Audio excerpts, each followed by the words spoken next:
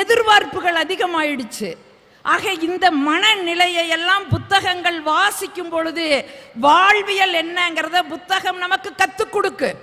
தம்பி இன்னைக்கு அழகா வள்ளுவத்தை பற்றி பேசினார். நானும் நிறைய மேடைகளில் வள்ளுவரை பற்றி பேசியிருக்கேன். ஒரு மேடைக்கு என் வீட்டுக்காரர் வந்துட்டார்.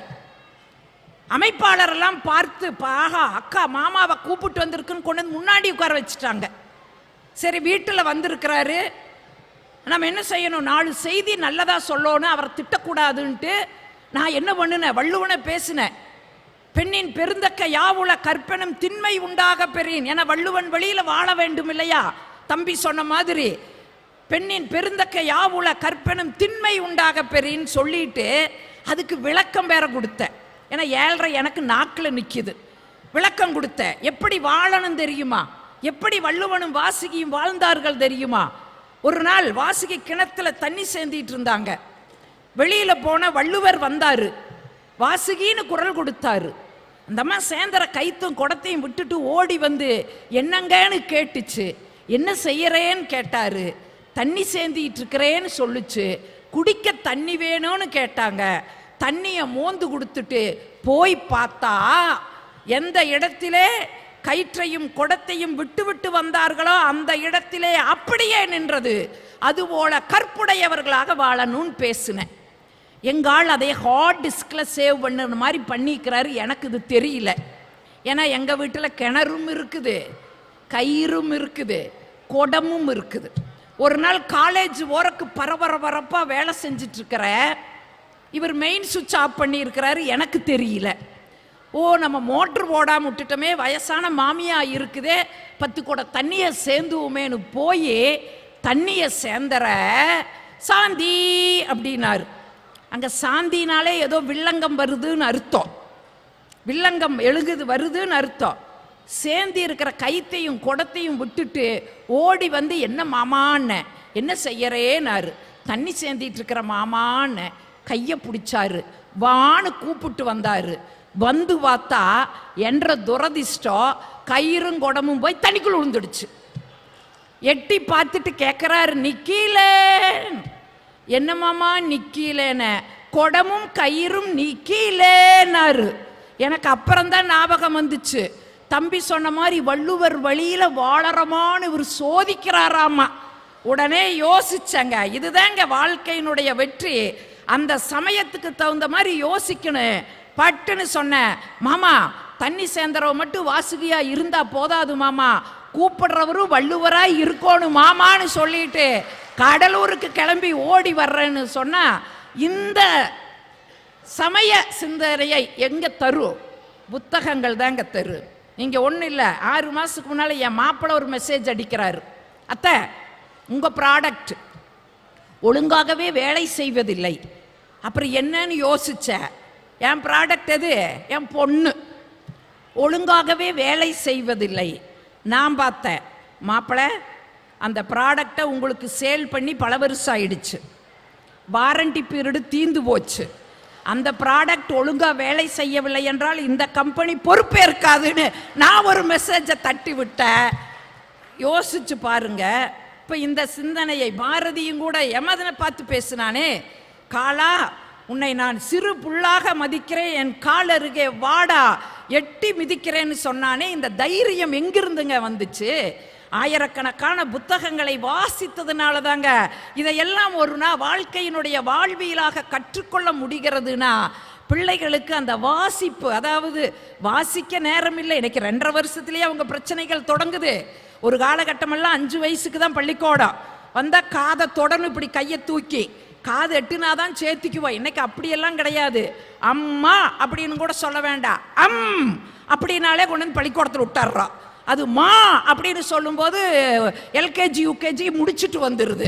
2.5 வயசுலயே போராட்டம் நடக்குது, இல்லைன்னு சொல்லல.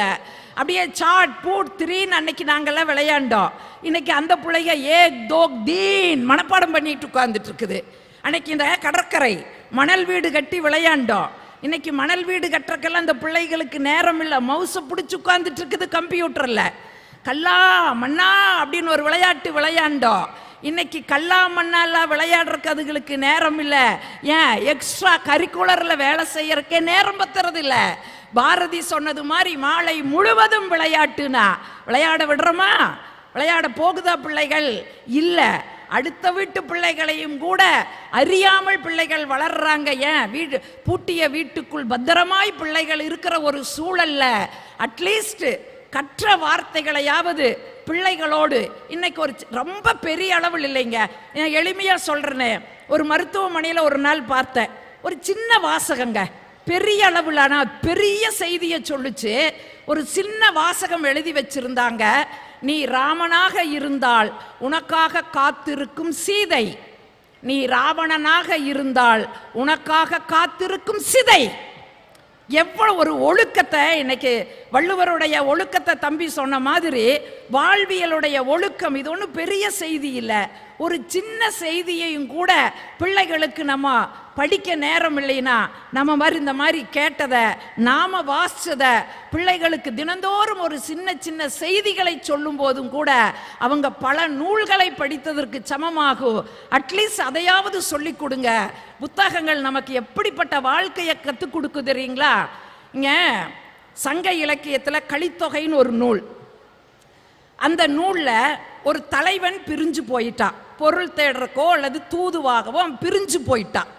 இப்போ தலைவி வாடி நிற்கிறா. அந்த வாடி நிற்கிற தலைவிக்கு எதை உதாரணமாக அந்த கலித்தொகையில் எழுதுறாங்க தெரியுமா? கரி பொய்த்தான் கீழ் நின்றான் கவின் போலன்னு ஒரு வார்த்தையை போடுறாங்க. கரி பொய்த்தான் அப்படின்னா பொய் சாட்சி சொன்னவன் நிழலுக்காக நின்ற மரம் எப்படி வாடியதோ அதுபோல தலைவி வாடினான்னு ஒரு செய்திங்க. நீங்க பெரிய அளவுக்கெல்லாம் போக வேண்டாம். ஒரு பொய் சாட்சி சொன்னவன் மரத்துக்கு கீழே வந்து நின்றுட்டானா அந்த மரம் வாடிச்சா. நம்ம என்ன சொல்றோம்? ஏதாச்சுன்னா ஏன் மரமாட்ட நின்றுட்டு இருக்கிற அப்படின்னு நம்ம சொல்றோம். ரொம்ப நேரம் ஒரு இடத்துல நாம் நின்றுட்டு இருந்தோம்னா கால் மரத்து போகுது. ஏதாச்சும் உதாரணம் காட்டணும்னா அது உயிரற்ற பொருள் நினைச்சு நம்ம மரத்தை சொல்லிட்டு இருக்கிறோம். மரத்தை சொல்றதோட நம்ம மரப்பாச்சி பொம்மைக்கும் கூட மான உணர்வு இருக்குன்னு மாறாப்பு போட்டு நம்ம பார்க்கிறோம். ஆனா ஒரு மரத்துக்கு மான உணர்வு இருக்குதுன்னு கலித்தொகை சொல்லுதுங்க. என்ன தெரியுமா? அவன் வந்து நிற்கிறானா, பொய் சாட்சி சொன்னவனுக்கு நான் நிழலை தந்தேனா அப்படின்னு அந்த மரம் வாடுதா. அது மாதிரி தலைவி வாடி நிற்கிறாள் அப்படின்னு எத்தாம் பெரிய செய்தி இங்க அந்த கலித்தொகையில. இது மாதிரி எத்தனை செய்திகள் நம்ம புத்தகங்கள்ல கத்துக்க முடியும் தெரியுமா? நாம நினைச்சிருக்கிறோம் நாம செய்யற தவறுகளுக்கு சாட்சியே இல்லைன்னு. அதுக்கும் கூட ஜானகிராமனுடைய கதையில ஒரு கதை, நிறைய கதை அவர் இதுல சொல்லலாம். ஒரு கதைங்க, கண்டாமணி அப்படின்னு ஒரு கதை.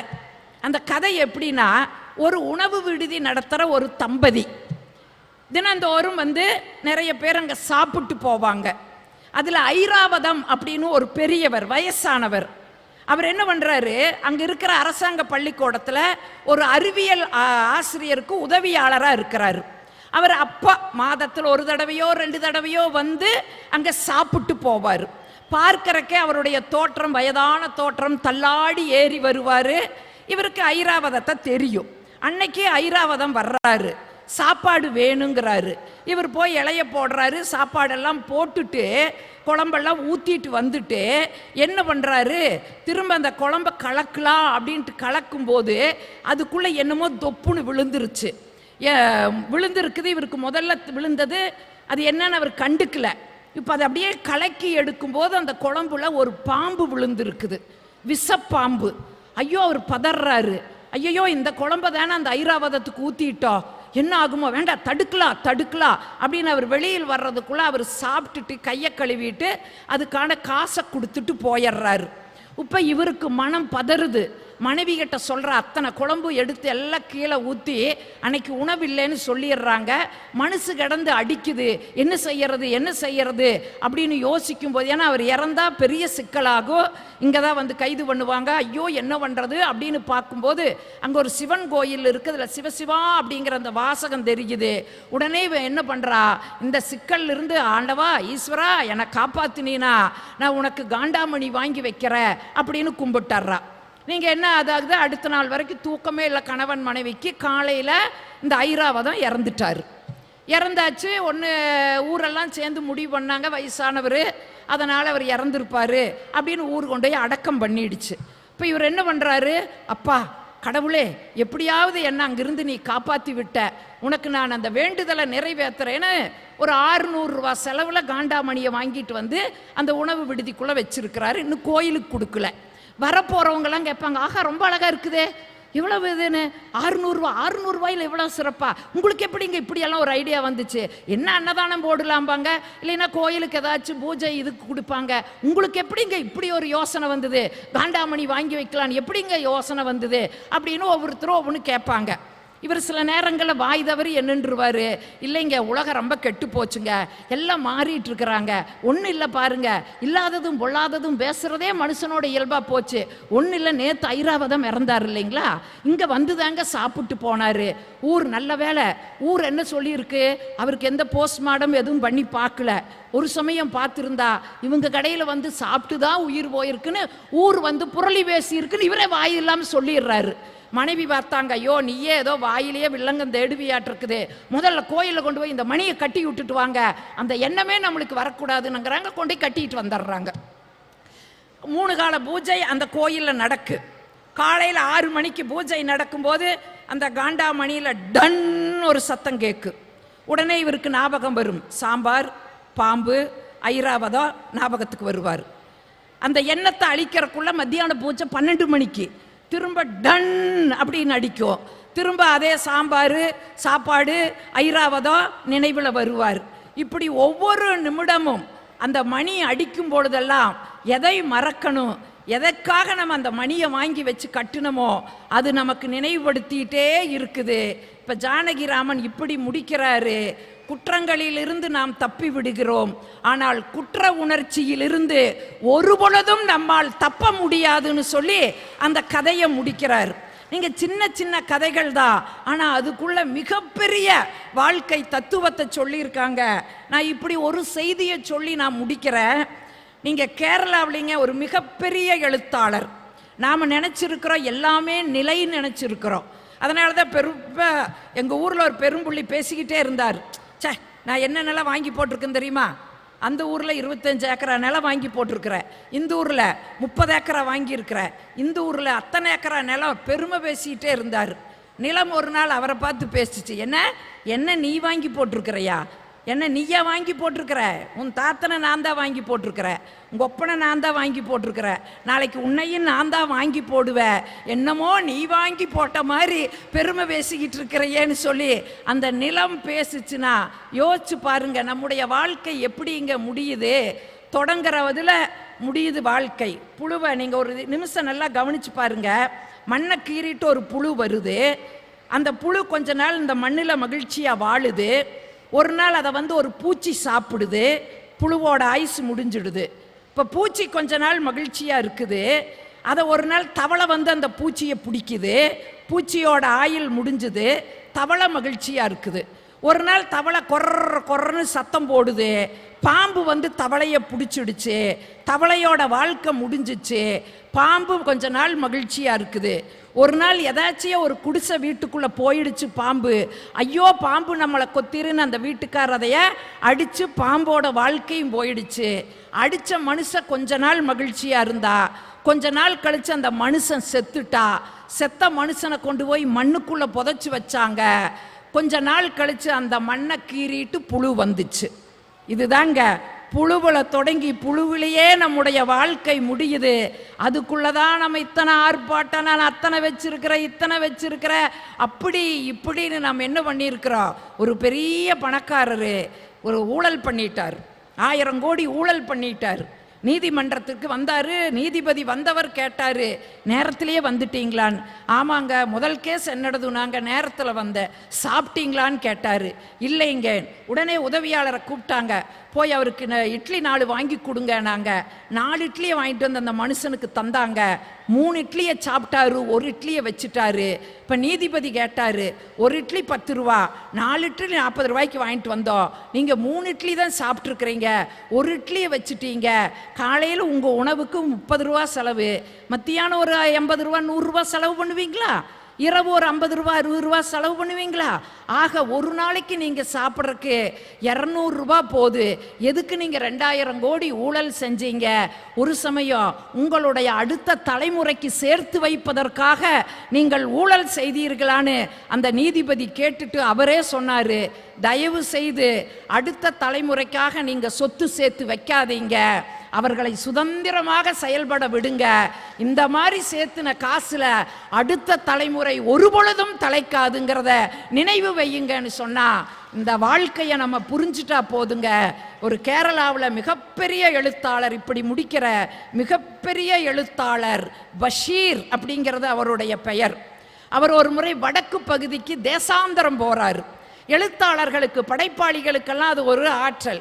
இதோ இங்கே இத்தனை புத்தகங்களை கண்காட்சியில் போட்டிருக்கிற இந்த படைப்பாளிகள் எல்லாமே ஊரூராக போய் பல மக்களை சந்திக்கக்கூடியவர்கள். அவர்களுடைய வாழ்க்கை தான் தன்னுடைய கதையின் படைப்புகளாகவே வெளிப்படுத்தக்கூடியவர்கள். இவரும் அங்கே போறாரு. போன இடத்துல ஒரு இடத்துல சாப்பிட போறாரு. சாப்பிட போன இடத்துல என்னாச்சு, சாப்பிட்டுட்டு காசு கொடுக்கலான்னு அவர் ஒரு ஜிப்பா மாதிரி போட்டிருப்பாரு. பெரும்பாலும் எழுத்தாளர்கள் ஜிப்பா மாதிரி தான் போட்டிருப்பாங்க.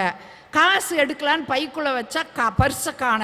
ஐயோ, என்னோட பர்ஸை யாரோ திருடிட்டாங்க போல இருக்குது, நான் வச்சிருந்தேன் கொண்டு வந்தேன். உடனே கடைக்காரன் ஜிப்பாவை எட்டி பிடிச்சி கேட்குற, எத்தனை பேர் இப்படி கிளம்பி இருக்கிறீங்க தமிழ்நாட்டிலிருந்து, எத்தனை பேர் இங்கே கிளம்பி வந்திருக்கிறீங்க? நமக்கு தெரியாது வடக்கன் சப்பவே திருடுவாங்கங்கிறது, அந்த ஆளுக்கு மனுஷனுக்கு தெரியல. எத்தனை பேர் இங்கே கிளம்பி வந்திருக்கிறீங்க அப்படின்னு கேட்குறாரு. சத்தியமாக நான் இல்லைங்க, கொண்டு வந்தனுங்க அப்படிங்கிறாரு. நீங்கள் ஒரு அனுமதி கொடுங்க, இந்த ஹோட்டலில் தங்கி இருக்கிறேன், நான் போய் எடுத்துட்டு வந்து கொடுக்குறேன். அவருக்கு நம்பிக்கை வரல. அங்கே இருக்கிற வேலைக்காரனை கூப்பிட்டு அவரோட சிப்பாவை கழட்டுறா, சிப்பாவை கழட்டி அவரை வெறும் மேலோட அனுப்பு, போய் எடுத்துட்டு வரட்டுன்னு. ஏங்க, பிரபலமான எழுத்தாளர், மேலாடை இல்லாமல் ரோட்டில் போனால் எவ்வளோ அவமானம். ஐயோ, இப்படி ஒரு அவமானம் நமக்கு வந்துடுச்சேன்னு அவர் கதிகலங்கி நிற்கிறாரு. இப்போ வாசலில் ஒரு சத்தம் கேட்குது. யோ, என்னையா அங்கே பிரச்சனை போயிட்டு இருக்குதுன்னு ஒரு இளைஞன் வர்றா. பிரச்சனை என்னங்கிறா, நடந்ததை சொல்கிறாங்க. கேவலம் சாப்பாட்டுக்காக அவர் பர்ஸை காணனா அதுக்காக நீங்கள் கேவலப்படுத்துவீங்களா? பெருசு, நான் காசு கொடுக்குறேன் பெருசு, நீ கவலைப்படாதேன்னு காசை கொடுத்துட்டு அவரை வெளியில் கூப்பிட்டு வர்றா. அவன் சொல்கிறாரு, இல்லை தம்பி, நான் பர்ஸு கொண்டு வந்தேன் தம்பி, யாரோ திருடிட்டாங்க தம்பின்னு.